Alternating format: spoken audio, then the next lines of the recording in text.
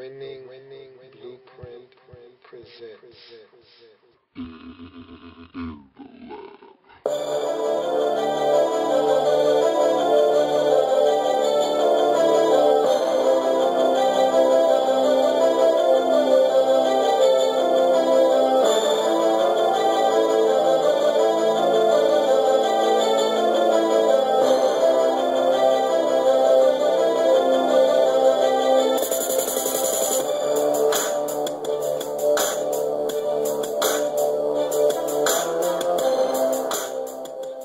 In the lab room. Welcome. You are in the lab room. I'm your host, Luke. Thank you for joining me.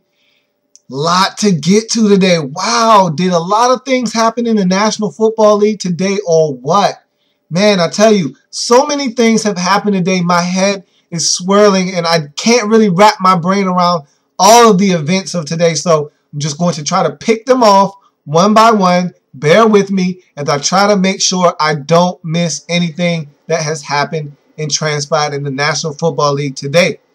Let's start with the biggest news of the day, and this is huge for the NFL landscape. Joe Flacco has reached an agreement in principle with the Baltimore Ravens on a 6-year, $120 million deal. Now, the specifics of the deal have not been released because the deal has not been finalized with the league yet. However, that's a lot of money, and I said that the Ravens were going to pay for not signing Joe Flacco up a season earlier. They had a chance to really get Joe Flacco for a discount, especially when you're looking at the context of this deal. If this is a $20 million a year deal, we're talking about getting Joe Flacco for $20 million a year. Just think, if they had did this deal prior to the 2012 season like they should have done, they would have gotten Joe Flacco for about 10, maybe 11, $12 million probably at most per season. We're talking an extra $8 million per season. The difference between a 5 or 6 year deal worth $60 to $66 million versus a 6-year, $120 million deal. When you wait to pay a player because you want to see if they have it, this is what happens. You win the Super Bowl, and all of a sudden now you have to pay this guy $20 million a year, potentially. Wow. But I've said it all along. I thought that Joe Flacco was a very good quarterback in the National Football League. A lot of people laughed at me. A lot of people thought that I was crazy. A lot of people disagreed with me, and that's fine. But when you hand Joe Flacco the football and you need plays to be made at the end of a ball game, 8 times out of 10, Joe Flacco delivers. And if you give me a quarterback that 80% of the time when you hand him the football at the end of a game, he comes out the winner, or at least sends you to overtime, there's not much more you can ask from a quarterback than that. Get it done in crunch time. Elevate those around you. I think Joe Flacco does both of those things, and I think Joe Flacco has one of the strongest arms in the National Football League, and when given time, he's one of the most dangerous quarterbacks in the National Football League, and he's being paid as such. Wow, that is a huge contract, and again, the Baltimore Ravens had to pay for trying to be overly patient on Joe Flacco. They had to pay for it. More news in the National Football League as Friday was jam-packed with information. The Cardinals decided to release 2 players that they signed in free agency about 2 or 3 years ago. Just did not work out. Stuart Bradley, a very high-priced free agent for the Arizona Cardinals, riddled with injuries during his stay in Arizona, never really lived up to the potential that they saw from him in Philadelphia. They cut ties with him, as well as William Gay, the corner that the Arizona Cardinals got in free agency from the Pittsburgh Steelers. He never really panned out either. He was supposed to be the answer to Dominique Rodgers-Cromartie departing from Arizona. He never really materialized. He was supposed to be the 1-2 punch along with Patrick Peterson. It just never materialized. And so William Gay has been sent packing in Arizona as well. More teams sending players packing. The Atlanta Falcons decided to part ways with 3 veteran players, 3 integral pieces of their roster in the 2012 season. Donta Robinson, who had a very high cap number, wasn't living up to that cap number with his production. They decided to cut him loose. John Abraham, getting up there in age, Falcons decided to cut him loose as well. And they also decided to cut ties with aging running back Michael Turner. And I think of the 3 moves that they made in terms of cutting players, that's the one that makes the most sense to me.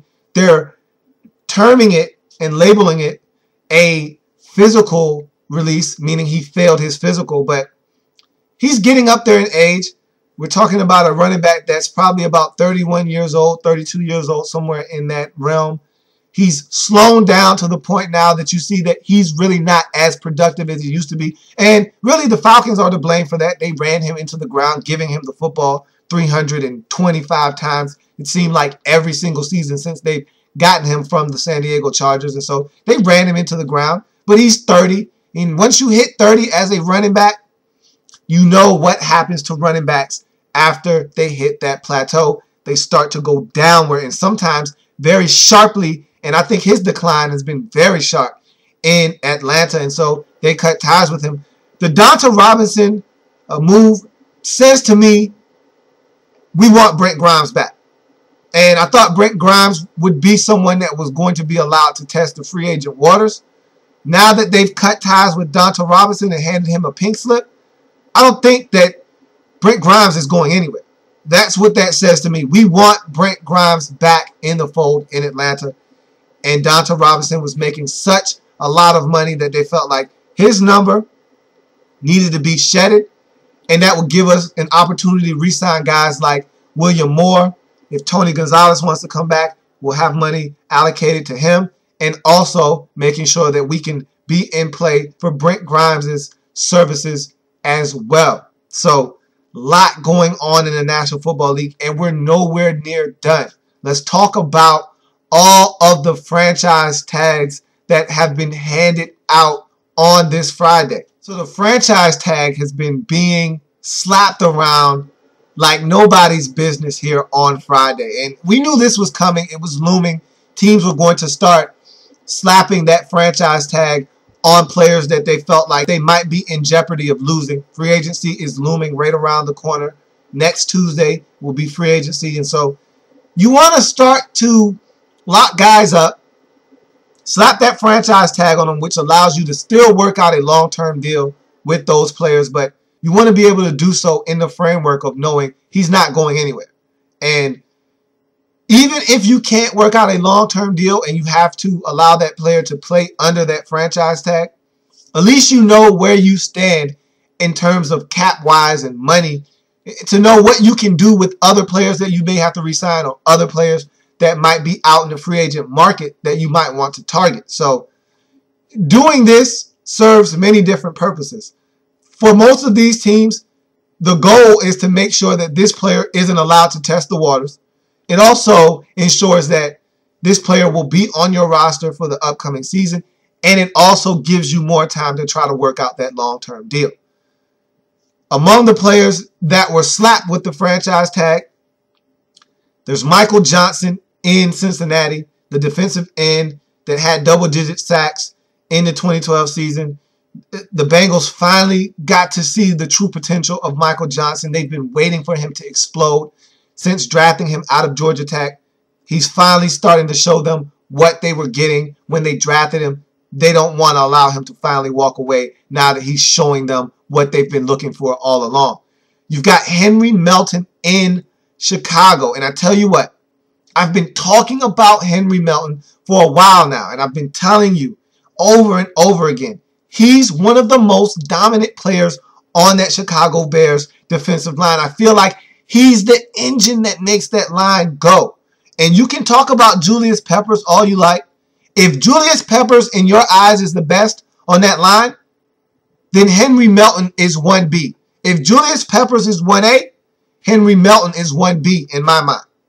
And I'll give you Julius Peppers. He's a dominant force on that line. But I tell you what, Henry Melton in the interior of that line, to me, is the key cog in that defense, in that defensive line. He causes a lot of havoc in the interior of that line. He gets in the backfield. He knifes through offensive linemen. He's so quick. He's so agile, yet strong enough to hold up the point of attack. Henry Melton is a guy the Bears couldn't afford to lose. They realized it. They slapped him with the franchise tag. Also, in Buffalo, Jarius Byrd, and I saw this one coming a mile away. They could not allow Jarius Byrd to walk away. If you're the Bills, that was a no-brainer. Jarius Byrd had to be back in Buffalo. And so they slapped Jarius Byrd with that franchise tag, the safety that really emerged and burst onto the scene about 2 or 3 seasons ago, having a 8 or 9 or 10 pick season where he was just catching everything. He's a guy in Buffalo that makes plays. He catches the football. You can't allow Jarius Byrd to walk away. The Bills realized that. They slapped him as well with the franchise tag. Also being slapped with the franchise tag, Ryan Clady in Denver. Now, I didn't know if the Broncos were going to use the franchise tag on him or not, but you have to protect Peyton Manning. And I'm a firm believer in not allowing guys that you know can get it done for you to walk away just because there's a lot of guys that can get it done on the market. The market this season in the offseason is oversaturated with tackles. You can get you a quality offensive lineman, a quality tackle, left or right, in free agency this offseason. But if you already have a good one in-house, don't let him walk away just because he might be asking for a little bit more money than what you really want to pay him. If you know what this guy can do for you, you know the production you're getting out of him, don't go chasing someone that you don't know the production you're going to get out of them. Just because they were solid for the New Orleans Saints, or they were solid for the Atlanta Falcons, or they were solid for the Kansas City Chiefs, doesn't mean that they'll be solid for you. You know what Ryan Clady is. You know what he's been for you since you drafted him out of Boise State. No need to cut him loose. Keep him in-house. Take care of him. And have him back as your left tackle next season. The Broncos feel that way. They want to protect Peyton Manning. I think this is a good investment. They slap him with the franchise tag. They're still trying to work out a long-term deal. And they may be able to do so. But in the process of not knowing if you're going to be able to work it out before March 12th, slap that franchise tag on him and make sure that he'll be around even if you can't work out that long-term deal right away. With all of these franchise tags being slapped around, the Titans said, hey, why don't we join the party? And I talked about this on the Titans 5 minutes or less segment. Jared Cook is a guy you have to take care of. You can't allow Jared Cook to walk away. I think he's one of the most underrated, most talented tight ends in the National Football League. No one talks about Jared Cook Jr. because he plays in Tennessee, and not a lot of people know about the Tennessee Titans, nor watch their games, so they don't know what's going on out in Tennessee. But I'm telling you right now, Jared Cook is a dangerous tight end. I've been watching him ever since he came out of South Carolina. He's a very long, rangy tight end, extremely athletic, can move, runs like a wide receiver, catches the ball like a tight end. He's a mismatch nightmare for most teams when they have to play the Titans, and I think the Titans need to utilize him more. That's if he's going to be a Tennessee Titan after this offseason. But the Titans said, hey, look, we want you back.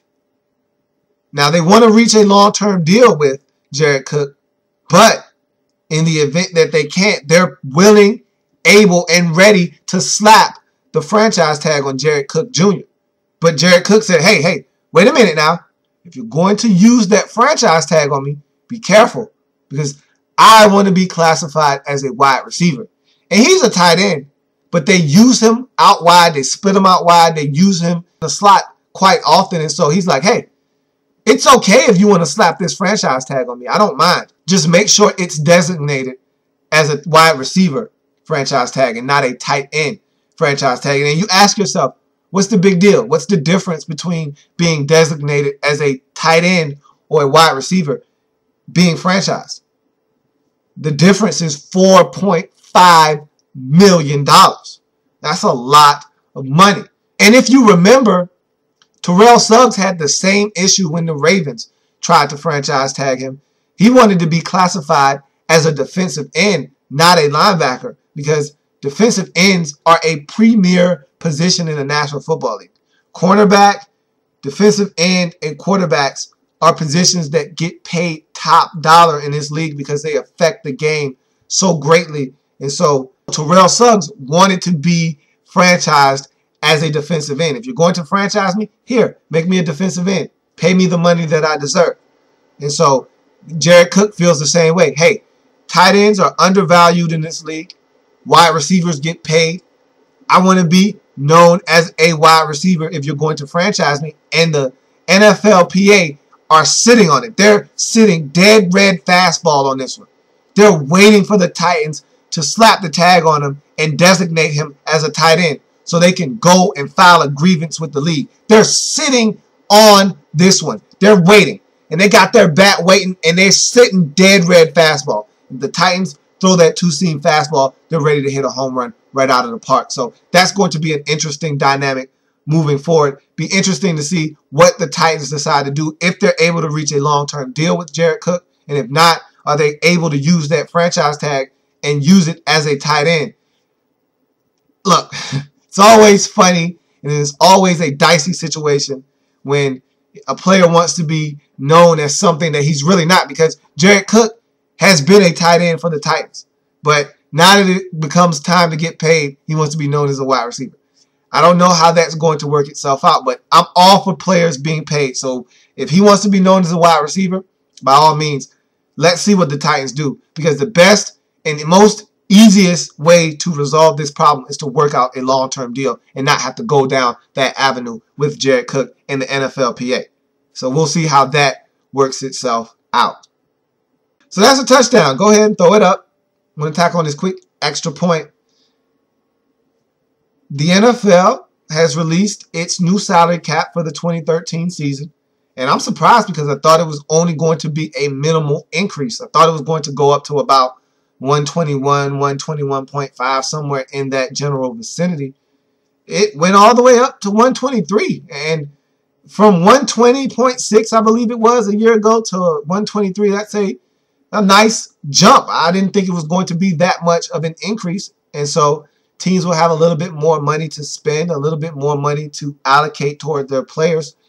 And there's going to be specifics in how you have to spend the money. But at the end of the day, anytime the teams have more money to spend, it's always a good thing. So the salary cap has been released for the 2013 season, and it is $123 million.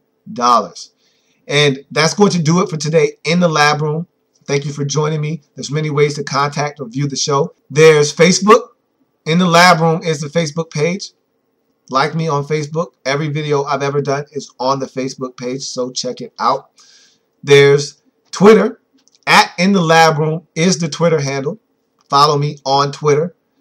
There's YouTube. Louis T is the page. Subscribe to the page if you haven't already done so. I appreciate all of you who have done so to this point. And if you want to bypass all of those and just come directly to me, there's the inbox. inthelabroom@gmail.com is the inbox. I thank you for joining me here today on the program. A lot of things transpired in the National Football League today, and we just covered just about all of the things that went down. So, very productive show. I thank you for joining me. Want to see you back here, same time, same place. And as always, have a good one. Enjoy your weekend. Make sure you continue to watch the 5 Minute or Less series. Have a good one. See you on Monday.